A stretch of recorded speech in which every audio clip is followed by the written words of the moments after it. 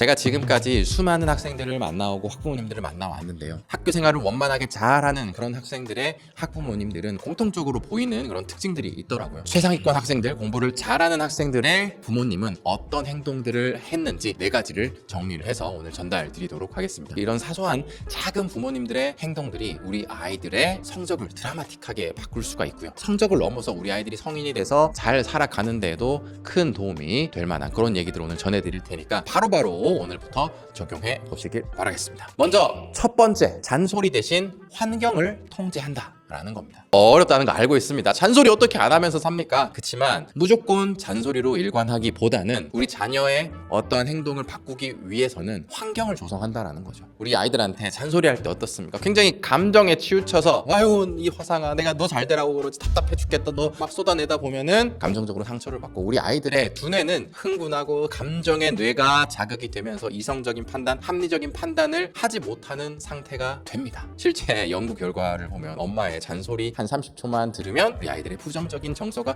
확 올라져서 정상적인 이성적인 판단을 못한다라는 그런 결과도 있었는데요. 잔소리로 뭔가를 해서 행동이 달라지는 경험들 해보셨나요? 잔소리 해가지고 달라질 애들은 벌써 다 달라졌습니다. 잔소리를 해봤자 어차피 부모님만 속상하고 우리 아이들도 점차 나이가 먹어갈수록 잔소리에 예민하게 굴고 그런 것들이 감정의 골이 깊어지고 부모와 자식 사이에 그런 관계가 틀어지게 하는 결정적인 요인으로 작용을 하죠. 그런데 상위권 친구들의 부모는 이렇게 잔소리를 퍼붓지 않고 뭔가 우리 아이가 바뀌길 원한다면 그 환경을 조성해 주는데 애를 썼습니다. 자, 쉽게 한번 예를 들어볼까요? 우리 다이어트 할 때 오늘부터 식단 할 거야 그렇게 선언을 하는 게 잘 바뀌겠습니까? 아니면 집에 있는 고칼로리 음식들을 다 치우고 건강에 좋은 음식들로 집에 환경을 바꿔놓는 게 실천율이 좋을까요? 어머님들이 그 맛있는 케이크를 먹으려고 할 때 너 살 뺀다고 했잖아 빵 먹지 마 라고 했을 때 어머님들 기분도 상하고 짜증도 나고 그런다고 눈앞에 있는 빵을 또 안 먹기가 쉽습니까? 이 빵이 나를 유혹 회로가 작동되는 순간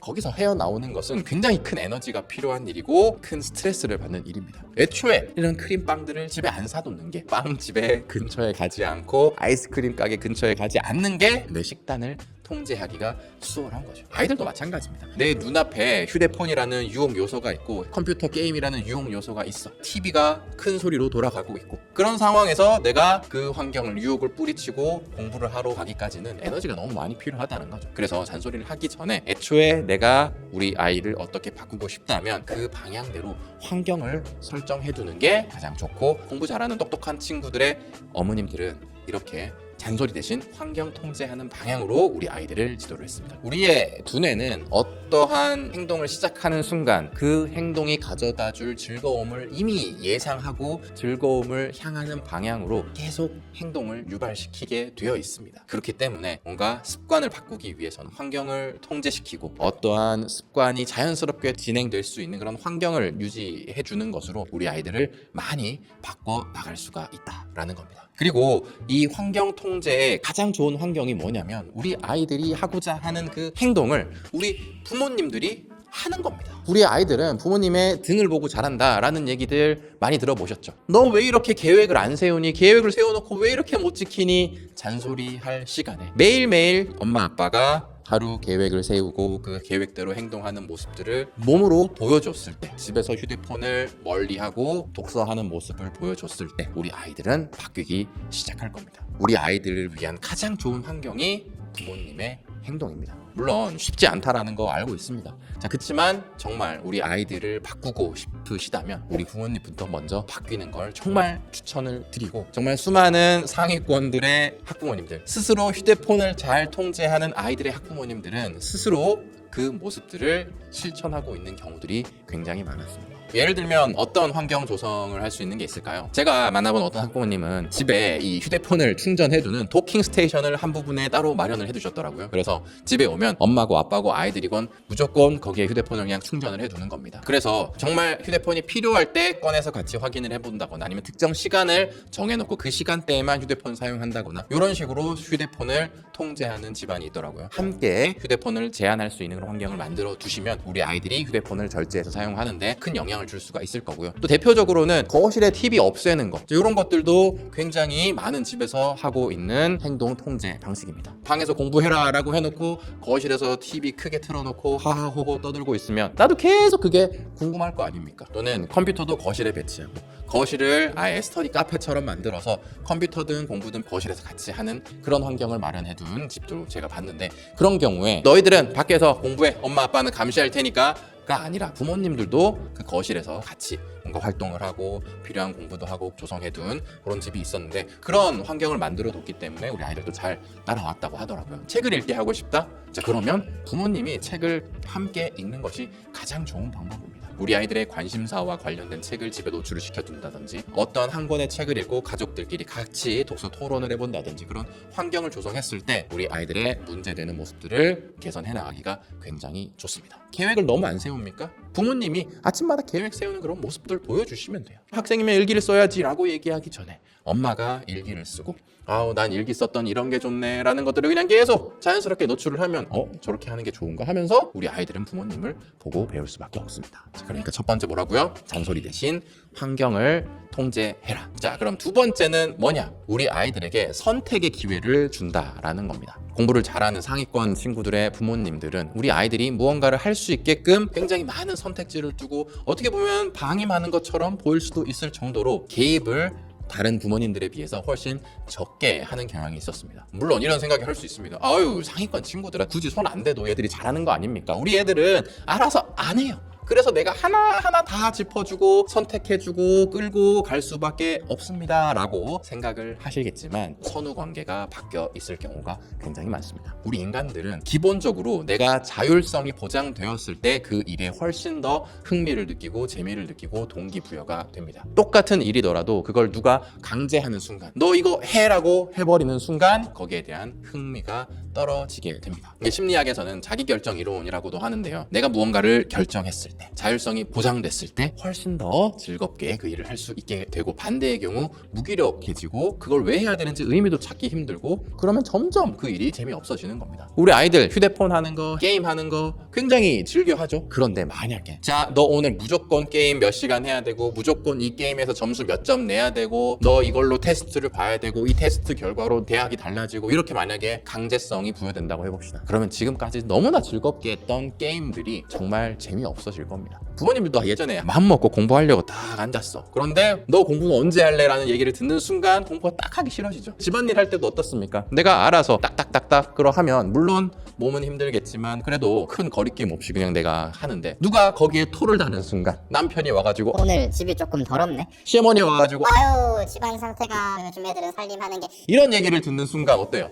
하기 싫죠? 마찬가지입니다. 우리 애들도 혼자 뭔가 스스로 선택해서 하려고 할 때 기꺼이 즐겁게 하는데, 그걸 누가 선택해서 이거 해! 라고 하는 순간 그걸 하기 싫어진다 라는 겁니다. 우리 어머님들 가장 바라는 모습 중에 하나가 뭐죠? 자기 주도적으로 우리 아이가 뭔가 알아서 척척척척 했으면 좋겠다라는 생각을 하시죠. 그런데 뭔가를 혼자서 선택해서 척척척척 하려면 그 훈련이 돼야 되겠죠. 내가 무언가를 선택해서 스스로 알아서 해본 그런 경험 자체가 아예 없는데 잘할 수가 있을까요? 부모님이 이거 해 라고 하지 않고 내가 오늘은 이 공부해야겠다라고 결정을 하는 순간 그 공부는 내 공부가 되고 나의 일이 돼요. 그런데 너 오늘 숙제 이것까지 해야 돼, 엄마가 내준 숙제 이거야, 이렇게 되는 순간 그 공부는 나를 위해서 하는 게 아니라 엄마의 기준을 맞추기 위해서 그냥 하는 수동적인 행위가 되는 거죠. 이 차이가 어마어마합니다. 똑같이 공부를 하더라도 내가 내 공부라고 생각하고 주도적으로 할 수 있는 아이와 엄마가 시키니까 혼나지 않기 위해 하라는 대로 하는 공부는 어마어마하게 차이가 납니다. 그래서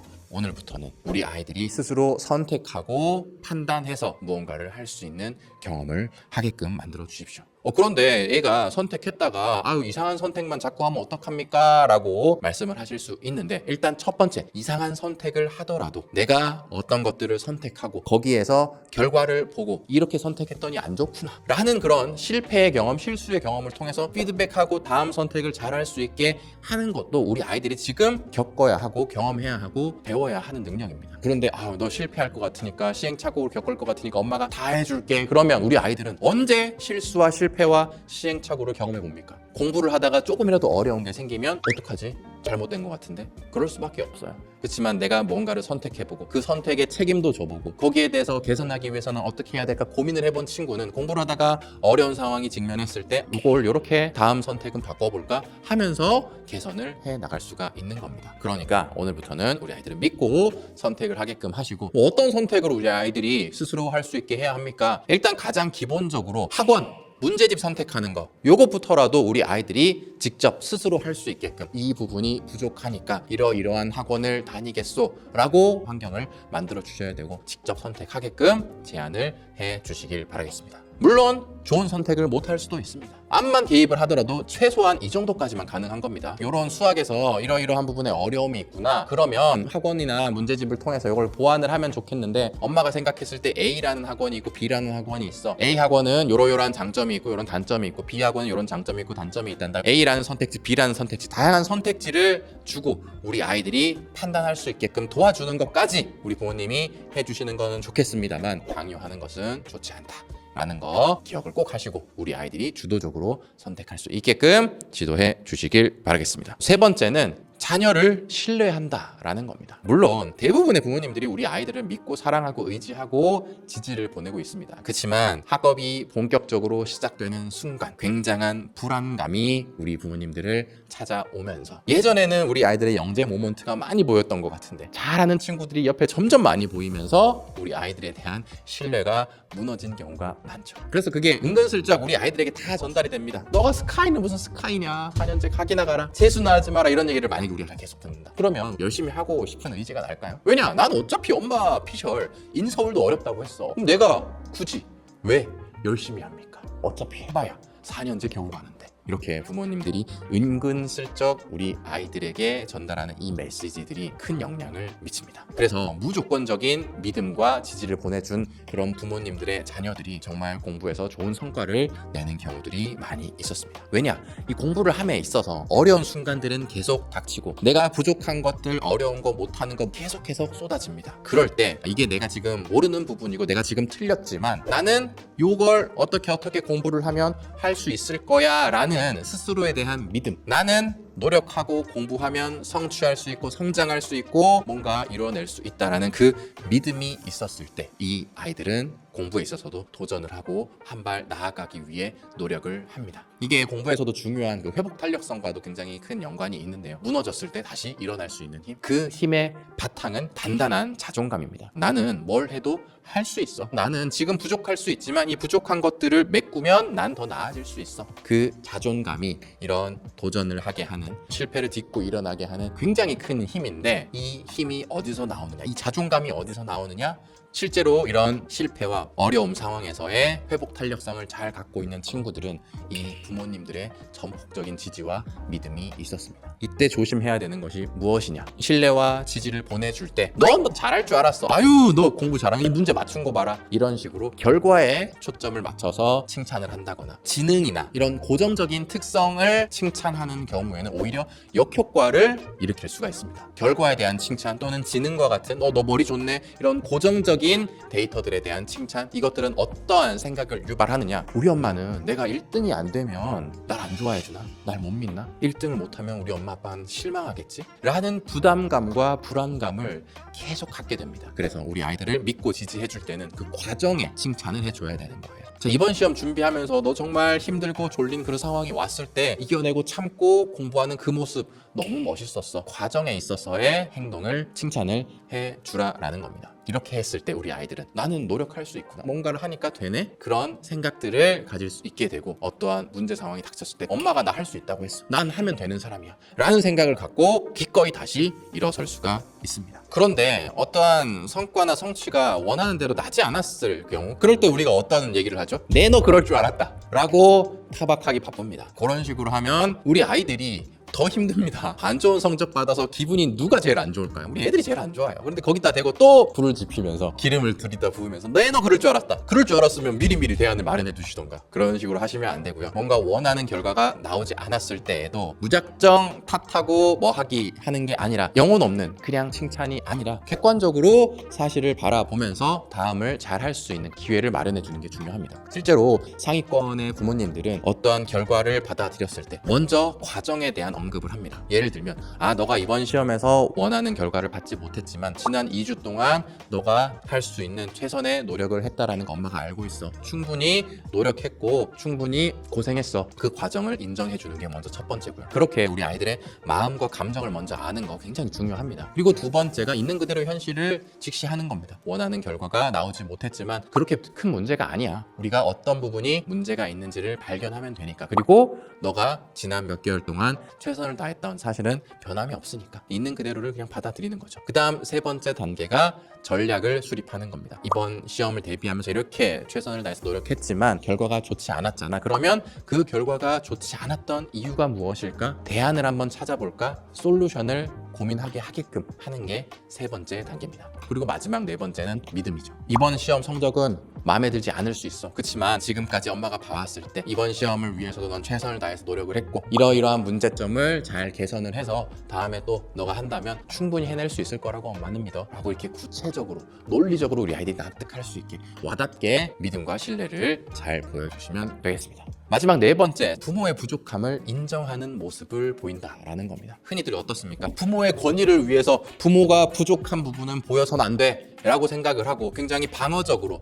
또는 오히려 더 우리 아이들과 기싸움에서 밀리지 않게 더 역정을 내거나 화를 내거나 감정이 섞인 잔소리를 하는 경우들이 많이 있습니다. 근데 그렇게 부모가 쓸데없이 자존심을 부리고 권위적인 모습을 보였을 때 우리 아이들은 더 큰 부담을 가질 수밖에 없습니다. 크게 두 가지 정도가 있는데요. 이런 절대적인 부모의 믿음과 기대를 저버리면 안 되겠다라는 부담감. 그리고 두 번째는 아이들이 크면 클수록 엄마가 말하는 거랑 행동이랑 이렇게 다르네? 그러면서 뭔가 불신이 생기겠죠. 그래서 부모의 부족함을 인정하고 솔직하게 얘기할 수 있는 환경에서 자란 친구들은 부모님의 절대적인 기대를 충족시키기 위해서 스트레스도 덜 받게 되고요. 그리고 부모님이 어떠한 실수와 어려운 상황에서 뭔가를 개선하기 위한 노력들을 보여줬을 때 우리 아이들도 마찬가지로 그걸 보고 배우게 되는 겁니다. 실수를 해도 괜찮다라는 신념이 마음속에 깔려 있을 때 우리 아이들은 도전할 수 있고 어려운 시도를 해볼 수가 있습니다. 실제로 우리 아이들에게 부모님한테 가장 듣고 싶은 이야기가 뭐니? 라고 물어봤을 때 굉장히 상위권에 있는 대답이 의외로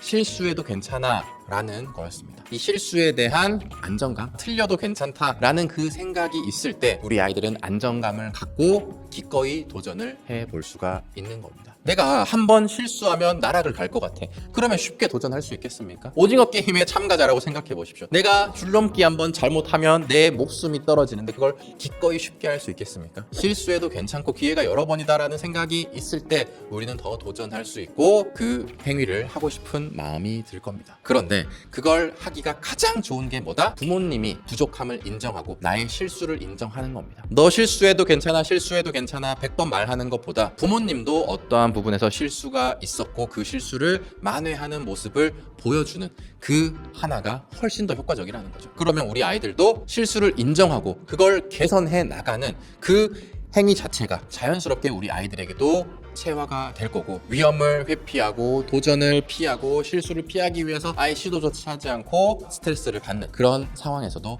벗어날 수 있게 될 겁니다. 이런 마인드가 뭐죠? 성장형 마인드셋이라고 들어보셨습니까? 내가 성장할 수 있고 달라질 수 있고 이겨낼 수 있다라는 그런 마인드셋을 가진 친구들이 실제 성과도 냅니다. 여기서 가장 중요한 게 실수해도 괜찮다라는 심리적 안정감입니다. 이렇게 했을 때 부수적인 효과가 뭐죠? 엄마가 내 실수를 인정하고 내 부족함을 인정하고 그걸 개선하는 모습을 보여주면 우리 자녀와 부모 사이에도 인간 대 인간으로의 그런 유대감과 신뢰감이 형성이 될 거고 그러면 많은 대화가 잘 먹히게 되는 선순환이 시작되게 될 겁니다. 뭔가 실수했다, 어려움이 있었다, 그런 경우 솔직하게 우리 아이들한테 말해주시면 됩니다. 뭐 예를 들면 부모님이 직장 생활을 하다가 어려운 것들이나 실수했던 것들 분명히 하나씩 있을 거잖아요. 또는 과거에 학창 시절에 했던 실수들을 얘기하는 것도 좋습니다. 또 제가 인상 깊었던 우리 학부모님들은 잔소리를 한 다음에 먼저 손을 내밉니다. 너한테 지금 이렇게 잔소리한 거 엄마도 감정을 잘 컨트롤하지 못해가지고 이러이러했다. 너를 그렇게 지적하는 게 아니라 이렇게 됐으면 하는 마음에서 너에게 이런 잔소리를 했다라고 솔직하게 얘기를 하는 겁니다. 처음에 잔소리를 들었을 때는 또 잔소리네 하고 부정적인 감정만 불러일으켜졌지만 이렇게 진심 어린 잔소리에 대한 사과를 엄마가 선행해서 했을 때 엄마의 진심이 더 잘 전달이 되고 이후에도 더 좋은 관계도 유지할 수 있고, 이렇게 내 잘못을 인정하고 먼저 다가가는 것이 자연스러운 것이구나, 나도 이렇게 해야겠구나 라는 것들을 우리 아이들도 배울 수가 있습니다. 그게 우리 아이들이 실수를 두려워하지 않고 기꺼이 도전할 수 있고 피드백과 지적을 두려워하지 않는 그런 학생으로 성장시킬 수 있는 힘이 됩니다. 자, 근데 한 가지 조심해야 될 거, 과도한 자기 고백 안 됩니다. 우리 아이들이 수용할 수 있는 정도의 자기 고백을 해야지. 우리 아이들이 감당하기 힘든, 엄마가 결혼을 하긴 했는데 너희 아버지랑 못 살 것 같단다 얘야, 너희 할머니 진짜 내가 못 받아주겠다 하면서 그런 과도한 자기 고백은 안 됩니다. 가벼운 얘기들만 해주시면 돼요. 자, 크게 4가지 말씀을 드려봤습니다. 먼저 첫 번째는 뭐였죠? 잔소리 대신 환경을 통제한다. 두 번째는 선택의 기회를 준다. 세 번째는 자녀를 신뢰한다. 마지막 4번째는 부모님도 한 사람의 인간이라는 것을, 실수해도 괜찮다라는 것을 인정함으로써 보여주는 거고, 그걸 통해서 우리 아이들이 그런 힘을 키울 수 있게 해주셔라 라고 말씀을 드렸습니다. 자, 이런 상위권 부모들의 4가지 특징들, 어떻게 보면 굉장히 단순하고 쉬운 걸 수도 있습니다. 그렇지만 우리 자녀와 우리 부모님들의 사이는 굉장히 특수 관계입니다. 얘기를 들었을 때는 충분히 우리가 기꺼이 할 수 있을 것 같다라고 생각이 들지만 이 감정이 올라오기 때문에 너무 답답한 마음과 불안한 마음, 이런 특수 관계이기 때문에 논리적으로 이성적으로 맞다라고 생각되는 것이 쉽게 행동으로 옮겨지지 않을 수 있습니다. 그럼에도 불구하고 조금씩 노력을 해보시면 좋겠고요. 그리고 이것도 솔직하게 얘기하면 됩니다. 이런 노력을 하고 있는데 엄마도 쉽지 않네 라고 엄마도 인정을 하는 거죠. 솔직하게 대화를 하면서 우리 아이들을 키워나가시길 바라겠습니다. 수많은 전문가들이 육아의 최종적인 목표는 독립이라고 했습니다. 독립을 시키기 위해서는 우리 아이들이 스스로 뭔가 바뀔 수 있는 환경을 만들어내고 자율적으로 선택할 수 있고 실패도 경험해볼 수 있는 그런 환경을 만들어주고, 스스로를 믿고 어려운 상황에도 기꺼이 이겨낼 수 있고, 실수와 실패에서도 굴하지 않고 다시 한번 튕겨나갈 수 있는 그런 힘들을 양육과 훈육을 통해서 우리 어머님들께서 키워주신다면 우리 아이들이 엄청나게 고마워할 겁니다. 내용을 들으시고 나는 이런 식으로 우리 아이들한테 했을 때 효과가 좋더라, 또는 자녀를 키우시면서 조금 어려움이 있는 부분들에 대해서 댓글로 남겨주시면 도움이 되는 다른 영상으로 또 찾아뵙도록 하겠습니다. 감사합니다.